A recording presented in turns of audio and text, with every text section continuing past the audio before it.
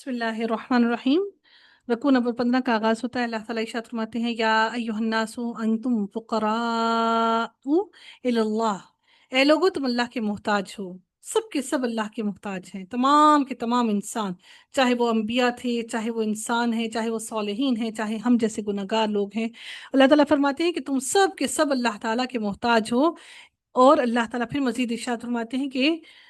واللہ هو الغنی الحمید، اور اللہ تعالیٰ بے نیاز خوبیوں والا ہے۔ وہ اتنا بے نیاز ہے کہ سب لوگ اگر اس کی نافرمان ہو جائیں تو اس کی سلطنت میں کوئی کمی نہ آئے، یعنی کہ بے نیاز، اس کو کوئی فرق نہیں پڑتا تمہاری کسی بھی کام سے، کسی بھی معاملے سے،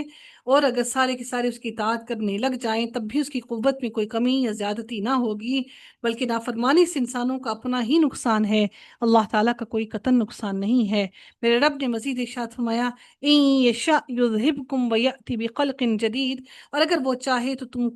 تم سب کو فنا کر دے، اور تم سب کو فنا کرنے کے بعد ایک نئی جدید خلقت لے آئے، ایک نئی تخلیق کر دے، ایک نئی اللہ تعالیٰ، ایک نئی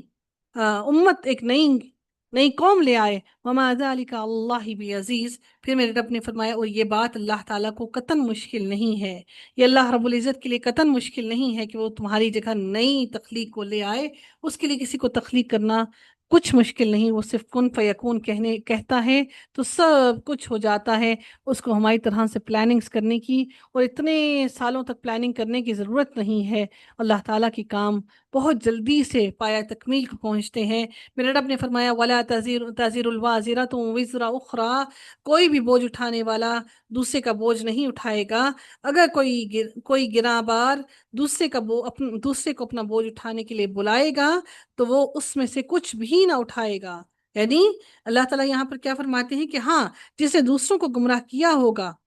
جو انسان کوئی دوسروں کو گمراہ کرے گا وہ اپنے گناہوں کے بوجھ کے ساتھ ان کے گناہوں کا بھی بوجھ اٹھائے گا، جیسا کہ اللہ تعالیٰ نے سورہ العنکبوت میں بھی فرمایا کہ انسان دوسرے کا بوجھ، ہر انسان اپنے عمل کا بوجھ خود اٹھائے گا، لیکن جو دوسروں کو گمراہ کرے گا وہ اس دوسرے کا بھی بوجھ اٹھائے گا، اس کے بوجھ بھی اٹھائے گا، بالکل ایسے ہی جیسے ہم کوئی گناہ کا کام کرتے ہیں اور دوسرے کو بھی آمادہ کرتے ہیں وہ کام کرنے پر۔ اللہ تعالیٰ فرماتے ہیں اور اگر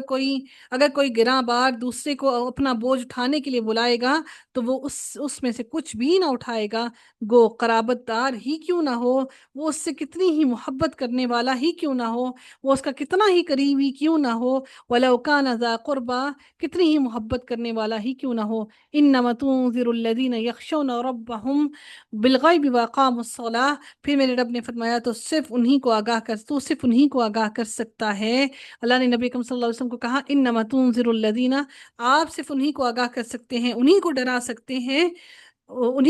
ڈرا سکتے ہیں جو غائبانہ طور پر اپنے رب سے ڈرتے ہیں۔ اس سے کیا مراد ہے کہ جو صرف لوگوں کے سامنے نہیں ڈرتے، لوگوں کے سامنے ہی اچھا نہیں بنتے، بلکہ اکیلے ہوتے وقت بھی اپنے رب سے ڈرتے رہتے ہیں۔ وَأَقَامُوا الصَّلَاةَ، اور وہ نمازوں کو بھی قائم کرتے ہیں۔ وَمَن تَزَكَّىٰ فَإِنَّمَا يَتَزَكَّىٰ لِنَفْسِهِ، اور پھر میرے رب نے اگلی ایک اور نشانی کیا بتائی ہے کہ وہ اللہ تعالیٰ فرماتے ہیں نمازوں کو قائم کرنے کے ساتھ ساتھ جو بھی پاک ہو جائے وہ اپنے ہی نفع کے لیے پاک ہو جاتا ہے۔ جو اپنے نفس کو پاک کر لیتا ہے ان گناہوں سے، وہ یقیناً اللہ تعالیٰ فرماتے ہیں اس نے اپنے نفس کو ہی اپنے ہی لیے پاک کیا اور اس کو اپنے لیے ہی فائدہ اٹھائے گا۔ وَإِلَى اللَّهِ الْمَصِيرُ، اور لوٹنا اللہ ہی کی طرف ہے۔ سب کے سب کو، تمام کاموں کو اپنے اللہ کی طرف ہی لوٹنا ہے۔ تو انسان جب پاکیزگی اختیار کر لیتا ہے گناہوں سے تو انسان کا گناہی سے دل اچاٹ ہو جاتا ہے اور انسان گھبراتا ہے گناہ کرنے سے، انسان کو ایک گھبراہٹ محسوس ہوتی ہے، انسان انزائٹی میں جاتا ہے اور انسان کو پریشانی لاحق ہو جاتی ہے کہ انسان سے یہ گناہ سرزد ہو گیا۔ وما یستوی الاعمی والبصیر، اور اندھا اور آنکھوں والا برابر نہیں ہو سکتا، جو ہدایت کو دیکھ لے اور جو اندھا ہو کر وہاں سے نکل جائے، دونوں برابر نہیں ہو سکتے۔ بالکل ایسے ہی ولا الظلمات ولا النور، جس طرح اندھیرے اور روشنی برابر نہیں ہو سکتے، ولا الظل ولا الحرور، اور پھر اللہ تعالیٰ فرماتے ہیں اور نہ چھاؤں اور دھوپ برابر ہو سکتی ہیں، یہ دونوں چیزیں قطعاً برابر نہیں ہو سکتی ہیں۔ یعنی ثواب جو ہے اور ثواب جو ہے انسان کو جو حاصل ہوتا ہے، اور جو انسان کو راحت ملتی ہے وہ جنت میں ملتی ہے۔ ولل حرور، اور انسان کو دوزخ کی تپش کی بات کی جا رہی ہے۔ گناہ انسان کو صرف اور صرف دھوپ یعنی کہ دوزخ کی تپش میں لے کر جاتے ہیں، تو جنت اور دوزخ بھی اسی طرح برابر نہیں ہو سکتی۔ وما یستوی الاحیاء والاموات، اور زندے اور مردے بھی برابر نہیں ہو سکتے ہیں۔ جو زندہ کو مراد لی گئی جن کا دل زندہ ہے، جو ایمان سے زندہ ہیں، تر و تازہ ہیں، اور وہ مردہ جن کے دلوں میں ایمان نہیں ہے، ان کے دل مردہ ہیں۔ ان اللہ یسمع من یشاء، پھر اللہ تعالیٰ فرماتے ہیں کہ اللہ تعالیٰ جس کو چاہتا ہے سنا دیتا ہے۔ یسمع من یشاء، جس کو چاہتا ہے وہ سنا دیتا ہے، اور آپ ان لوگوں کو نہیں سنا سکتے۔ وما انت بمسمع من فی القبور، جو قبروں میں ہیں، جو سنتے نہیں قرآن کی بات کو، جو ہدایت کی بات کو نہیں سنتے، میرے رب نے ان لوگوں کو مردہ قبروں کے اندر، ان قبروں کے اندر جیسا ان کو اللہ نے تشبیہ دے دی، اور ان کو کہا کہ وہ زندہ نہیں ہیں، اور آپ قبروں کے اندر لوگوں کو نہیں سنوا سکتے، جو مردہ ہیں آپ ان کو نہیں سنوا سکتے۔ ان انت الا نذیر، پھر میرے رب نے مزید ارشاد فرمایا، آپ تو صرف اور صرف ڈرانے والے ہیں، ہم نے آپ کو صرف اور صرف ڈرانے والا بھیجا، پیغام پہنچانے والا بھیجا، آپ کو ان لوگوں کو اللہ تعالیٰ سے ڈرانے کے لیے بھیجا۔ انا ارسلناک بالحق بشیرا ونذیرا، اللہ نے فرمایا کہ بے شک آپ حق کو اور خوشخبری کو، حق کو لے کر آئے ہیں، خوشخبری سنانے والے ہیں، جنت کی خوشخبریاں سنانے والے ہیں، آپ کی ہر ہر بات حق اور سچ ہے، اور آپ ڈرانے والے ہیں لوگوں کو دوزخ سے۔ وَإِن مِّنْ أُمَّةٍ إِلَّا خَلَا فِيهَا نَذِيرٌ، پھر میرے رب نے فرمایا کہ ہم نے آپ کو اللہ تعالیٰ پھر فرماتے ہیں کہ وَإِن مِّنْ أُمَّةٍ، اور اور کوئی امت ایسی نہیں ہوئی جس میں کوئی ڈرانے والا، ڈر سنانے والا نہ گزرا ہو،